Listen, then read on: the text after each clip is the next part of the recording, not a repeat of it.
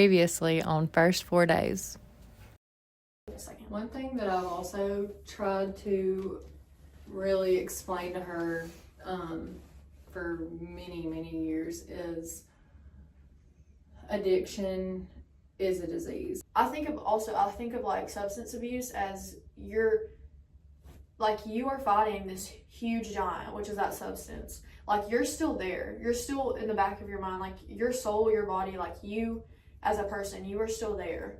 And you're struggling. Like, you want to be better. There's a part of you that wants to be better, wants to show everyone that they can be proud of you.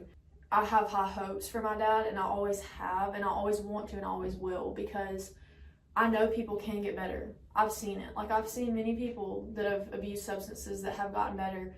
Child of an addict has a 1 in 3 chance of becoming an addict themselves, whether that be just by learned behavior or if that's just how their brain is chemically made up. I used to always say, like, back when her dad was still around really struggling, like, I'm like, I've lost myself trying to find you.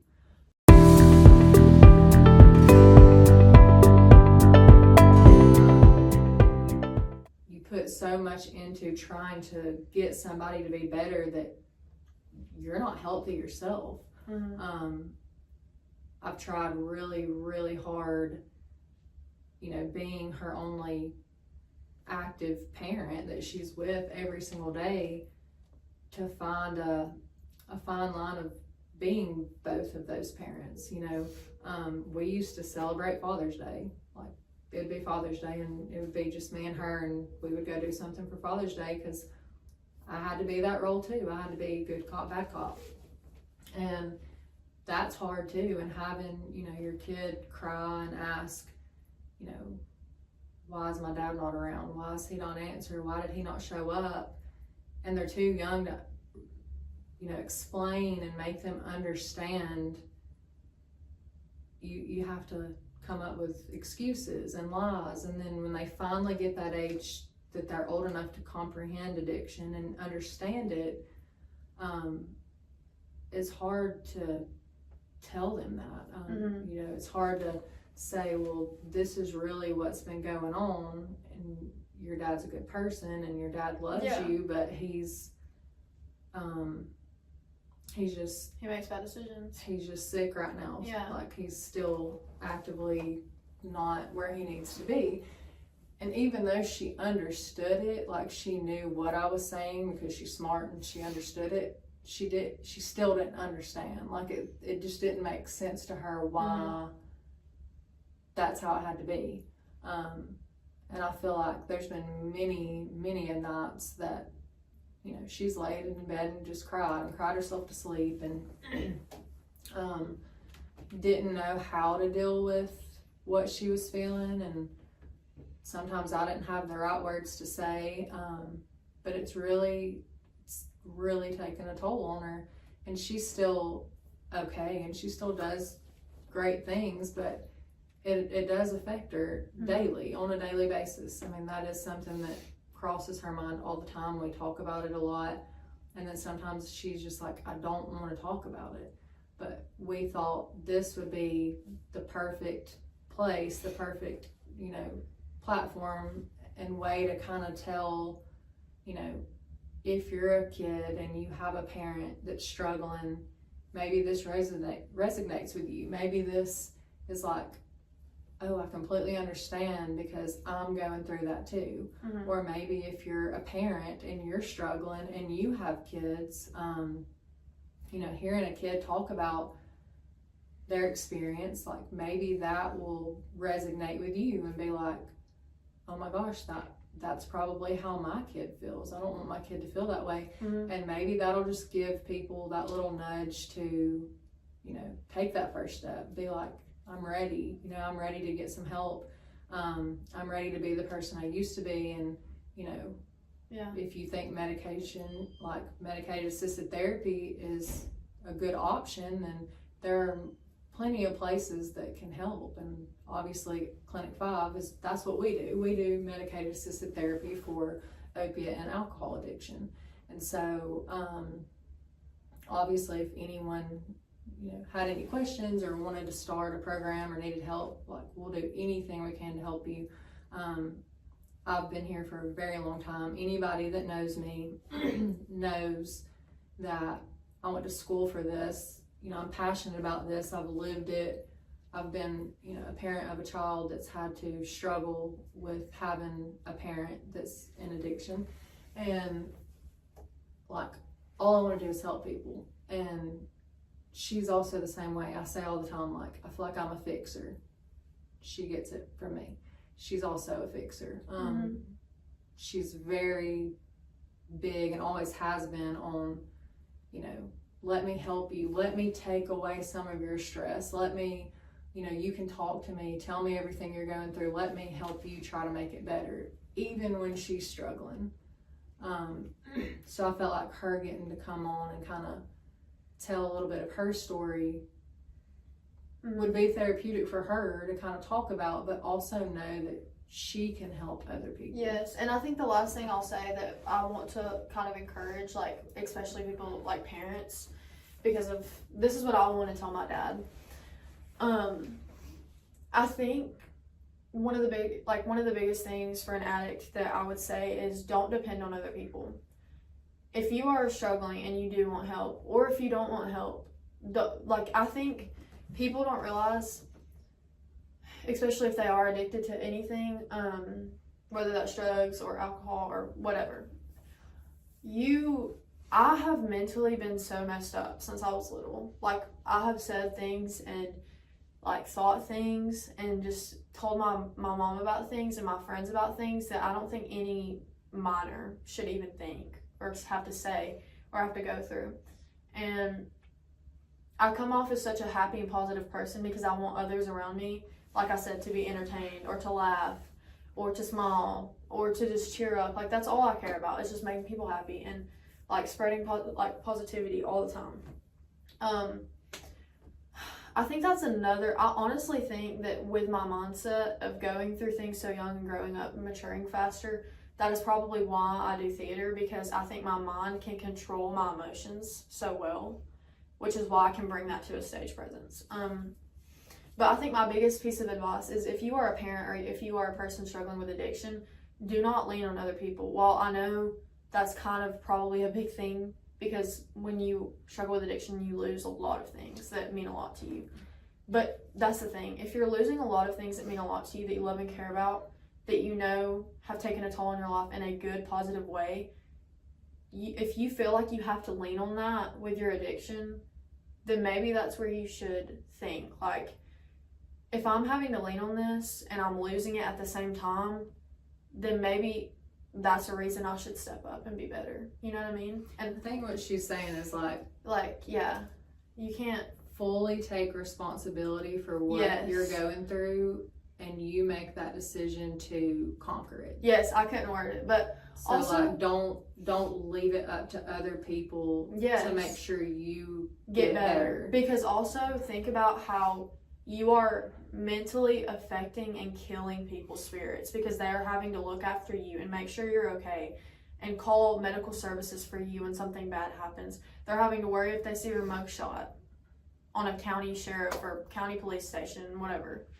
Or get a phone call that someone's dead or overdosing. Yeah. Like, if you are struggling with addiction, as quickly as possible, you need to get help. Like, you need to go to rehab, or you need to go to a therapist, or maybe come here. Like, Clinic 5, I think, is a very great place. I think I really realized how much my mother struggled growing up, and that's what really affected me. I think I've always been very stern about protecting my mom, even if I'm younger than her, and there's not much I can do because I'm a child.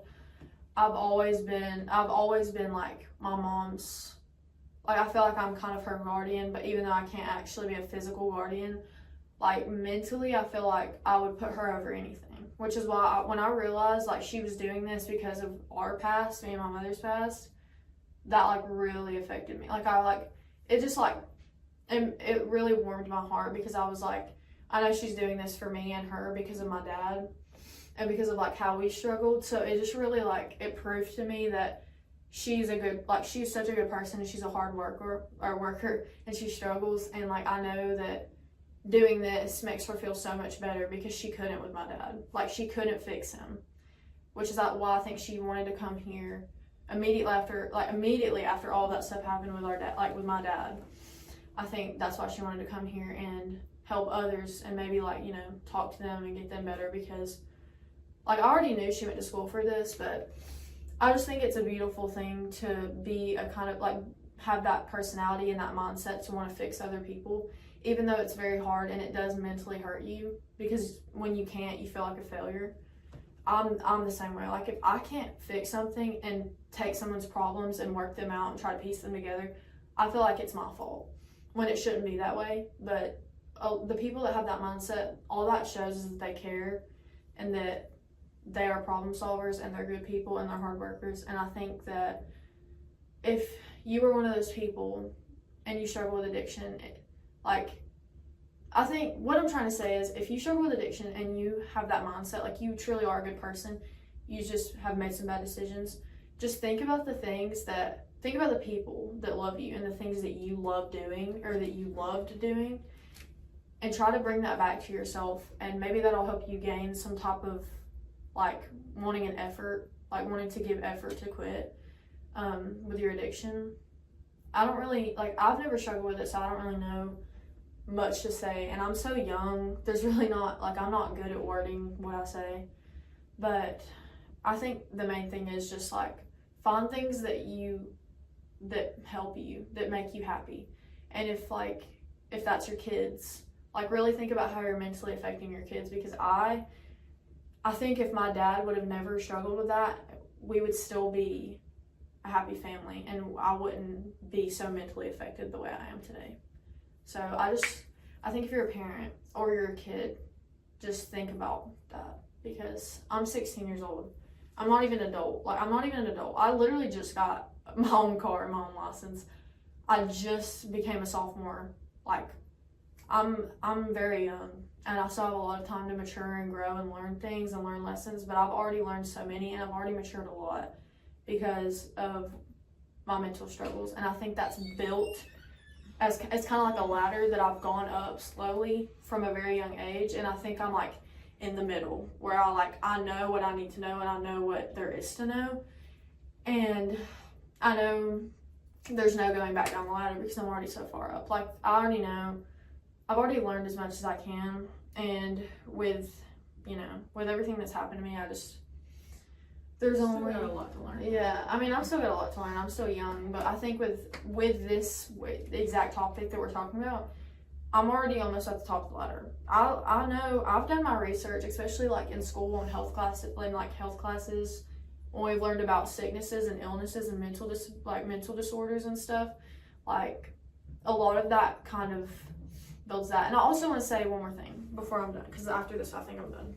But another thing is, I think a lot of people that do struggle with addiction think that they have nothing to live for, and that's why they continue to do that, because it makes them feel something.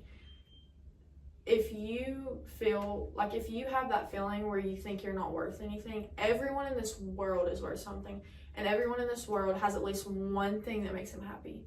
Whether it's something really weird, everyone's weird, and I think if there's at least something that makes you somewhat happy, or there's a person or a thing, like I said before, that can maybe strive, like give you, effort to get better. Yeah, motivation. That's the word I was looking for. Don't think that you are not worth anything. Don't think that no one cares about you. Just because of your addiction, that does not mean that anyone hates you and that everyone thinks you're gross. It doesn't define you. It doesn't. It really doesn't. And that's what I always say about my dad. Like I love my dad. I love my dad so much. Like there's a spot in my heart for him, because I think I've grieved him so much. Like, and it really sucks grieving someone that is still alive. The only time you should ever grieve someone is if they pass. And it's really sad that I have to grieve my own biological father that helped create me when he's still alive. I think that is my biggest issue with this whole situation. Even if he still was using, but he was trying, Like, I know you can't really try. Like, there's not a lot you can give. Like, not a lot of energy, not a lot of communication you can give when you are struggling with that a lot. But, I think really my biggest thing is just that I have grieved my own father for half of my life, and that's what's really, pushed me down. But, I've picked myself up, and I know my worth, and I know that I deserve better, and I think that's why I don't really care about having a father figure. I have a stepdad that has taken care of me he's taken care of me, sorry, I can't speak, but he's taken care of me like almost my whole life, and he has helped provide for me and my family, and I'm very grateful for him. And I've explained to him before, I just can't see myself, like, I can't see anyone as my dad, anyone, not even my own dad. Like, I can't even see my own stepdad as my dad. While I do love him, and he has really helped me, it's just kind of hard to replace someone like that. Even if I didn't get much time with my dad, I know who my dad is. And if he doesn't feel like a father figure, then who will? You know what I mean? That's kind of just my mindset. I don't know. That could be because I struggled, but that's really all I have to say. Like, just if you are addicted to anything, don't think you're not worth anything. Don't think that the only way out is to take your life or to overdose or to continue to push deeper with your addiction. Don't do that. Like, there's so many resources and so many people that care about you and love you and will help. Yes. I know we were saying, like, don't fully lean on somebody to do the work for you. Yeah, don't be dependent. But you can reach out to someone and say, hey, I'm ready for help. Like, let's find some places. Because that's not leaning on someone. That is pushing yourself to be better. And if you crave help, that is a green flag. That's a very good sign that you are asking for help, because a lot of addicts don't want help. They want to continue to go deeper with their addiction. So, and I mean, even if you are in that situation where you want to continue your addiction, there's always going to be someone or something, like a sign that's telling you, hey, like, you need to get better. And there's always going to be that thought in your mind too. So, like, if you have thoughts like that, then that's your sign. Like, you need to go ahead and get to the end of the race and try to get help, because drugs are very deadly. Anything is deadly that you use as a substance, but drugs are probably one of the most, like, deadly substances that you could ever, I think it's the only, like, really the biggest substance that you could use in your life that's going to kill you, which is why I worry about my dad so much, and I worry about his side of the family so much, and why I stress it a lot. I think that's another thing. Like, not only is it betrayal that hurts me, but it's the thought that he could literally hurt him, like, kill himself, and I would never know because he's in Texas and we don't communicate that much. So, just also take that into consideration. Like, if you were to overdose and kill yourself, and if you have people around you that love you, like, that would also affect them for the rest of their life, because they would have never got to see you grow. Number one, they would have, like, never got to see your progress if you were to get better. And number two, people don't really get a bond with you when you're on drugs, because you're such a different person. It's like a different side of you. Like, you're not yourself. It's like it's like that demon that you're battling is like the demon is taking place. It's like a whole other thing.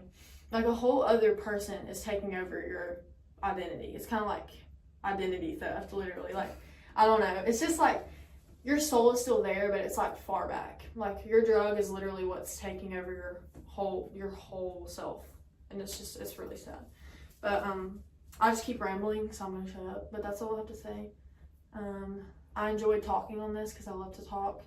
And I love to entertain people, like I said 5 million times. Thanks for having me. Yes, and so, like we said, if you are somebody that's needing help, or you know somebody that needs help and you're interested in getting some information, or you know, want to ask questions, or just want to make an appointment, obviously you can call us at Clinic 5. Our number is 256-952-2709. Or you can go to Facebook, and we are under Clinic 5 Addiction Recovery, and then our website is www.clinic5.com, and 5 is spelled out, it's not the number. But yeah, if any of you, you know, at all can get where she's coming from, or this hits home with you, or you know someone it might hit home with, reach out to us. You know, if you're not ready to make an appointment, call and just ask us some questions. We will be more than glad to help. Thank you for coming on. First podcast. Actually, this is my second. First one here. I have one on TikTok. Okay. Anyways,